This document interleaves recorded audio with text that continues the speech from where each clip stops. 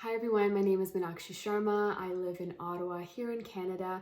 I want to thank Artists and Artisans organization for this amazing opportunity to share a little bit about myself, being a community advocate and a leader here with the South Asian community in Ottawa specifically. I have done a lot of work when it comes to promoting and advocating for women's rights, for equality and equity when it comes to women and young girls. And most recently, I started a grassroots initiative called the Lotus Movement, which focuses on demystifying the stigma as it relates to mental health within the South Asian community. Much of my work throughout the years has been focused on community building and uniting community. I have been immersed in the culture and the arts from a very young age. My line of focus then went towards advocating for women's rights, and I felt passionate about this because being a woman myself and being a South Asian woman and a woman of color, I knew that there was a need to talk and to raise awareness when it comes to women's rights. So that's when I co-led an organization called the Viveka Foundation, and we ran yogathons for 4 to 5 years, both in Toronto and in Ottawa. All the funds that were raised for that organization were directly provided to an organization in Toronto as well as an organization in India. So after that work, I decided to take a bit of a break when it came to activism.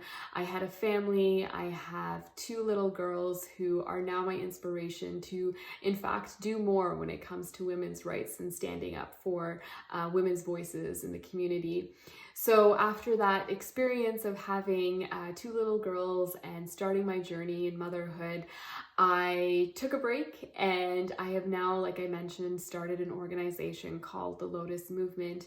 My goal again is to enable and empower mothers as well to share their experience when it comes to dealing with postpartum anxiety and postpartum depression. But not only that, working with other marginalized communities who are receiving the pushback that as it relates to mental health.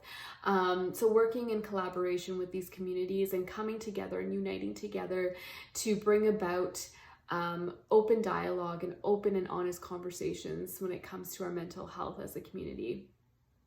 I have done a lot of work within my own career, respective career.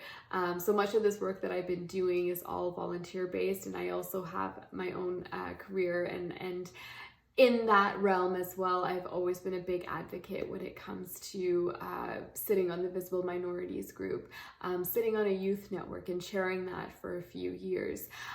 So I always believe in the greater good. I am always standing up and trying to be that voice and allow others to share their stories and share their voices, and hopefully enabling them to do just that.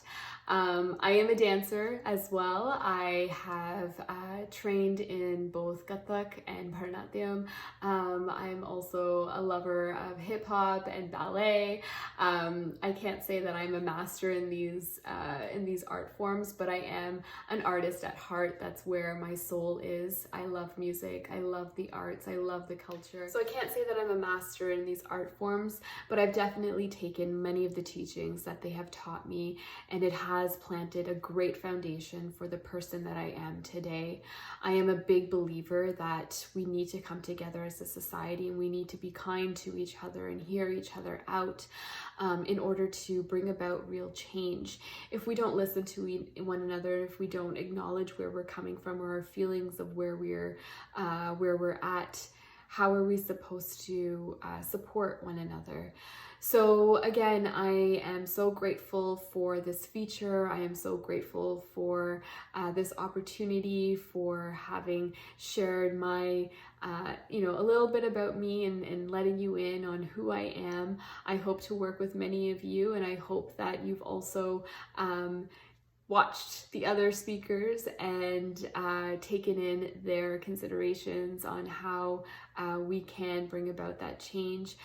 Again, thank you to artists and artisans, and I look forward to many more collaborations in the future. Cheers.